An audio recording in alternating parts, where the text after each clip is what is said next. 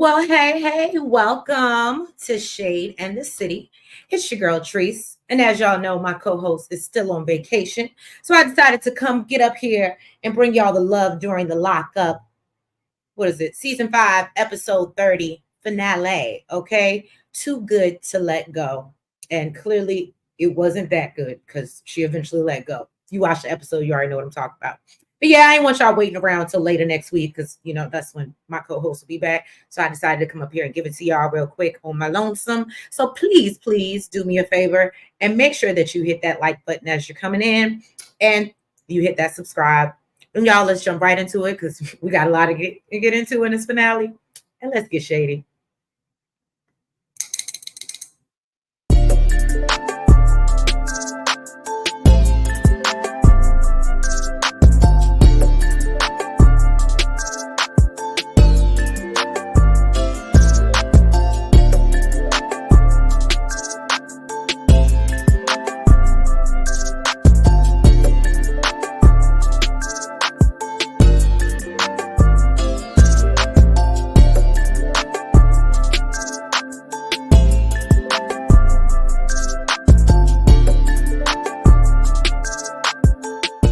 All right, y'all. So we're gonna kick this episode off with Nels' favorite. And this is one thing I'm not gonna lie, I do enjoy my co-host not being here, so there's no rebuttals, right? So anyway, we kicked this episode off. Candace is going to pamper herself. We see her getting her hair done. She's in her Jenny in the Block. She's feeling so good. She knew that she would. She's giving that type of energy, okay? While Andrew is sitting at home sulking because he's not with Candace, okay? And so basically, Candace believes that the plan, well, apparently Andrew had paid for this appointment 2 weeks ago, and Candace is under the impression that the plan is Andrew's going to go back to New Jersey, and she's going to keep the apartment or whatever in the truck that he bought for her. So she we see her call a parole officer to let him know that, she does have an apartment and that her fiance can vouch for her. So I'm assuming this was Andrew because we'll get deeper into that. And so she calls Andrew to make sure that, she can stay in the apartment. And he's like, yeah, that's cool. That's fine. But are we still together? Now, I'm going to be honest. As y'all know, if y'all have watched our other recaps, I've kind of been caping for Andrew a little bit because I felt bad for him. And I was trying to give our good girl Candace the benefit of the doubt, which we'll get into as well. But at this point, I feel like Andrew is giving very Forrest Gump vibes. And what I mean by that is stupid is as stupid does. Okay. And he's very delusional and it's written all over her face. Okay. She's not interested. She does not want you. And I feel like she tried to tell him in many different ways. And even when he asked her, hey, are we still together? She's like, I'm not trying to talk about that. I'm trying to talk about this truck and this apartment. And so, but she's like, I ain't trying to talk about it. But she tells him, leave the key in the truck because she don't plan on seeing him before he goes back to New Jersey. And when he like, oh, but I really do want to see you. She's like, oh, and he's being gullible. And she's like, I think you should go. And I just need some time. And then maybe you can come back. So in his defense, she still is stringing him along. But at a certain point, I feel like just common sense should kick in. You know what I'm saying? But whatever, poor Andrew. But she tells him she's still wearing a ring, and he is under the impression that she still loves him because she said that, I guess. So while Candace says the money train is too good, basically to get off, even if she ain't feeling him. So she's just gonna keep ringing this register is what we're getting. Now, on the second part of this, Andrew is, writing a heartfelt letter to Candace before he goes back to New Jersey. He leaves in the apartment, and he believes that they're just on a break at this moment, but she's still very committed to him. That is not the case, Andrew. And I'm sorry you had to find that out the hard way. And he just thinks it's not the right time. He says he loves her deeply, and he's just waiting for her to figure it out. Now, we see Candace with some strange man. We just see some strange man's arm in the footage, and we don't know who it is, but she's talking about how happy she is that they went off and got married and are living this life together. And then we learn that this is her husband, Ishmael, I believe his name is. Apparently this man was locked up prior, or they were locked up at the same time, but she had met him before he got locked up. I was a little confused about that. Y'all could drop that in the comments and let me know what that whole thing was about. But needless to say, Andrew got played. Candace is still wearing his ring. He eventually she eventually does pull the plug because she got her man now. And so he does like, you know, break the lease on the apartment. He does take back the truck, but she's still wearing the ring with her new man and, you know, running off into La La Land with her boo. And she happy. And poor little Andrew is left, you know, biting the dust. And that was Andrew and Candace. And unfortunately, thank God my co-host isn't here to rebuttal, but she was right. She was completely right about Candace. I tried to give her the benefit of the doubt, tried to play advocate for her, but I guess it is what it is. Next, we are going to get into Teenie and Rob. All right. Now, as we saw, Teenie takes off running. Left her poor little son behind. Thank God he got some speed on it. He was able to catch up to her. But you know, it was a really cute moment. I'm not even gonna lie. I did get a little teary-eyed. It was very sweet. I ain't gonna tell you all my personal business, but I have had, you know, had to welcome somebody home close to me, and it is a heartfelt moment. Especially if you know they're a good person and they're gonna be different when they get out. So, it touched my heart. I was, you know, my sensitive Pisces ass. Anyway, so Rob says that, you know, he's ready to be an asset to society versus a problem. And then he asked Teenie to pull over. Now, I will say the PDA in front of the kid was a bit much, but I get it. Y'all miss each other, but still. So he asked her to pull over so he can just, you know, take a stroll, get some fresh air. And, you know, he's just walking around, him and Nehemiah, and just walking around outside. And he's just really taking it all in, which I just, it was good to see. You could tell he's really like just taking every little moment and appreciating the freedom. And so I thought that was really dope. Now her son talks about still planning to be the man in the house, even though he has another contestant in the running. I thought that was cute. And then, you know, Rob just can't wait to be a husband to Teenie and a father to those two kids. And then we do eventually, at the end of this episode, we see Teenie and Rob enjoying life with the kids, and he's working on getting his commercial driver's license. And I'm not gonna lie to you, I was happy. I'm happy for them. I feel like we've said this before, but they definitely are very much still together. And I like when we see success stories, especially when you have kids involved. The kids look happy, and granted, we don't know what's going on in a household, but from the outside looking in, it looks like he did what he said he was going to do, and I love to see it. And hopefully, we just got them cameras out the house. But let's hope. Now, Ayonna and Jamal. Okay. Y'all know she makes my itch, right? So Ayonna gets out of jail, but clearly has not learned anything. She said jail was bad, but it wasn't that bad. And clearly, because you didn't take away anything. She's waiting on her grandmother to pick her up, but she's more concerned or, you know, elated about talking to Jamal. And y'all know how I feel about this. Why is your first thought not seeing your kids or talking to your kids? Why is Jamal the first thing on your damn mind? And that really irritates me. But anyway, so she calls her grandma to ask her, you know, where she was, because she's supposed to be picking her up. And, you know, the grandma's like, I gotta go get the little girl. I haven't even got over there yet. I just got off of work. So you're gonna have to wait, sweetheart. And, you know, of course, in true Ayonna fashion, oh, you need to hurry up. And this was planned. And I don't understand. And here's what irritates my soul about her. And I love the grandmother told her, I'm doing something for you. You need me. It's not the other way around. And this sense of entitlement that she has. And I'm sorry, if I was her grandmother, you would have had to Uber all the way home, especially talking to me like that. And I got your child. You know what? If you can Uber to the parole office, then you can Uber all the way home. But what you're not going to do is be rushing me. And I'm the person that's helping you. And to my point, I still don't think she's learned anything. So anyway, you know, Ayonna's like, oh, I ain't trying to hear that. And, you know, so she takes the Uber to the probation or parole office. Then her grandmother meets her there with the daughter in tow. And it was a cute little moment. You see her daughter run into her arms. So she clearly missed her mother. And, you know, then she says her kids are first and foremost. And that's why, you know, that's going to be her motivation not to go back to jail. Let's hope.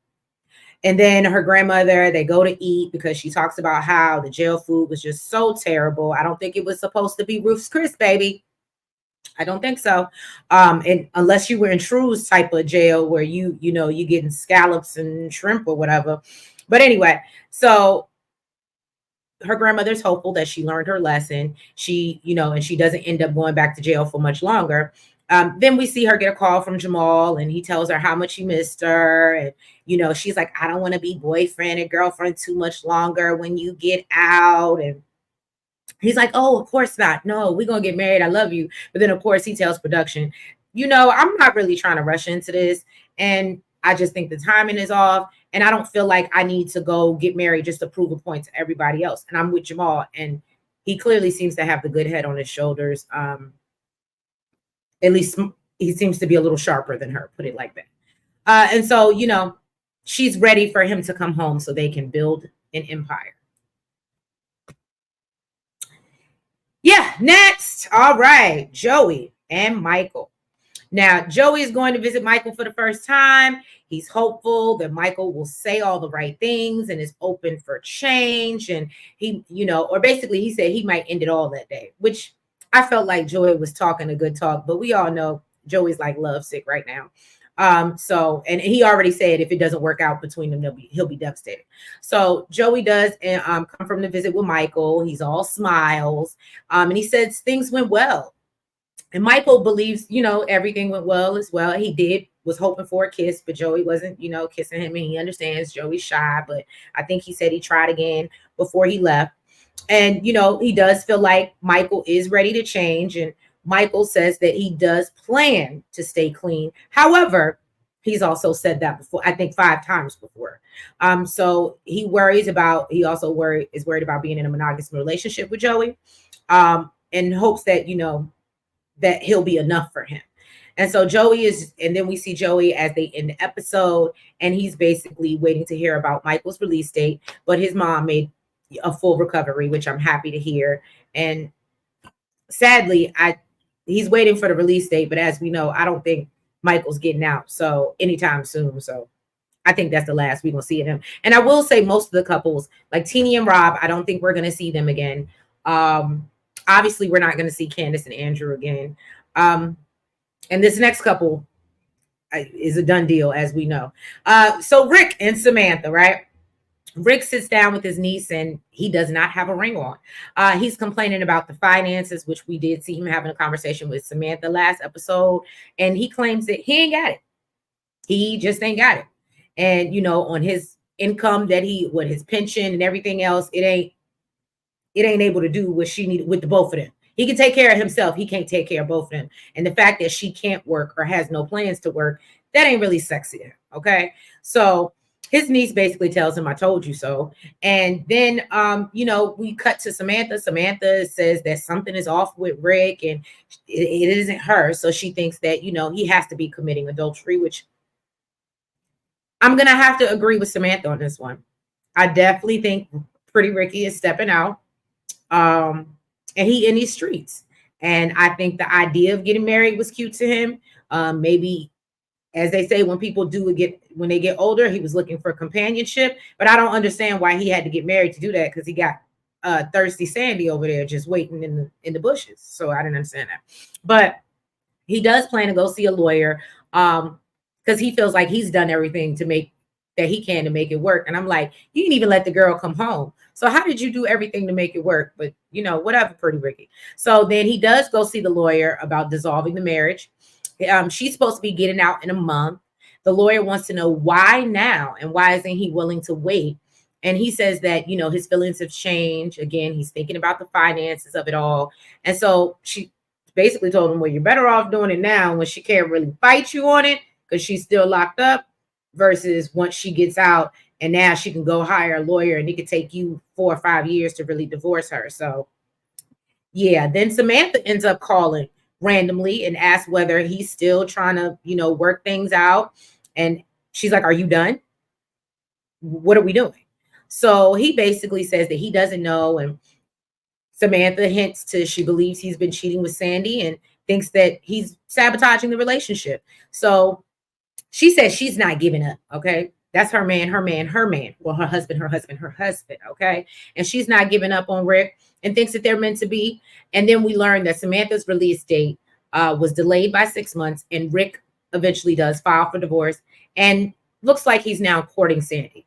So gotta trust that gut intuition, Samantha, because you knew, and unfortunately wasn't much you can do about it, even if you were here, right? Because Pretty Ricky just gives me the vibes. This is who he is. He's a ladies' man, a man of the people, I guess you could say, and he likes to flirt. And I don't even think it's going to be serious with Sandy for real. I think he just really enjoys the female attention. So, but best wishes to Pretty Ricky and Samantha. Obviously, we won't see them now. Shantae, I'm sorry, and True. Now, Shantae, she sits down with her family member, apologized, didn't get the name. I don't know if it was one of her nieces or whatever, but she basically starts talking about how her bank account is being drained by True. And all, the money that she spends on him. She claims that she's still trying to sell this old house, which if y'all have watched the last couple of reviews, y'all know that I told y'all, I've heard that was a lie, that she did not own that home. And so whatever she wants to sell us, right? Okay. And basically we learned that her job ended up giving her an ultimatum. She ended up losing her pension, not her pension, her bonuses or whatever. And she's been demoted because of her relationship with True. And apparently it's not a good look for her or the company. So she's not really sure what to do. She said that before she met True, allegedly, because I don't know how much I believe this, but she says that before she met True, she had 50K saved up, and she doesn't know if she can afford to keep up his lifestyle. She's scared to tell him about the whole job situations because she's scared that the money runs out. So may the love. And then we learned that she's out here buying him $100 shirts and $250 Jordans. And the family member is like, he sounds a little childish and materialistic. Yeah. But again, stupid is as stupid does.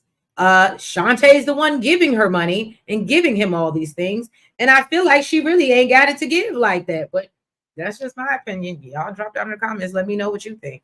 And so, yeah, we do learn that we're going to see Shantae and True on the next season of Love After Lockup. So we got to continue on with the mess. But overall, I think it was a good season. I'm actually, I guess since a lot of the couples didn't end up together, there's no reason for them to carry over to the next, next franchise. However, I did like this season full of new characters. There was no repeats. I enjoyed getting to meet the new people and learn their stories. And I'm really interested as to why Teenie and Rob, they didn't say anything about them. But I think that they probably just want to live their best life and be done with this, especially I'm sure after she saw kind of the backlash she got for them cameras and having them on them kids. They probably just want to enjoy life in privacy. So I can understand that completely. But yeah, y'all. So it was a very quick recap, short, sweet, wrapped in a shady little bow for you. I hope you enjoyed it. Thank you so much for being here with me. And if you haven't already, please make sure that you hit the like button. Make sure that y'all guys drop down in the comments as well, and that you hit the subscribe button, and that y'all, hit the notification bell. And y'all make sure you're following us on all the platforms, the TikTok, the Twitter, Facebook, and IG. And yeah, we will, I think it's a week or so in between before they start the new season of Love After Lockup. So yeah, we will catch y'all in about a week or so for the Love After the Lockup. But if you missed any, please feel free. I'll make sure to put the playlist and make it available so y'all can catch up before the new season starts. And we will catch y'all for a new season of Love After Lockup very soon. But anyway, have a great day and a great weekend. Bye-bye.